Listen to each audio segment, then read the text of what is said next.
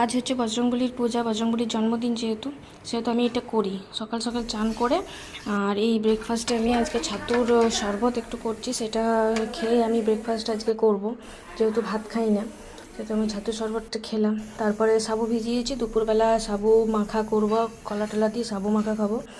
আর মাঝে মধ্যে খাওয়ার জন্য একটু ওই ছোলা ভিজিয়েছিলাম।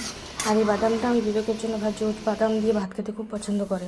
তারপর ছোলাটা সিদ্ধ হয়ে যাওয়ার পর এটা একটু ছোঁক দিচ্ছিলাম আর কি, শুকনো লঙ্কা আর জিরা সরষের তেলে করে গরম করে, আর একটু ছোঁক দিলাম, তাতে মানে খেতে ভালো লাগে আর কি। আমার তো খুব পছন্দের খাবার আর কি ছোলা সিদ্ধ,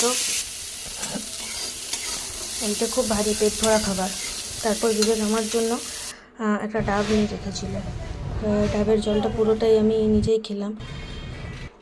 শরীরটা ঠান্ডা লাগার এই দুপুরে এই সাবু মাখাটি খেয়ে দুপুরবেলাটা বের করলাম। টাটা।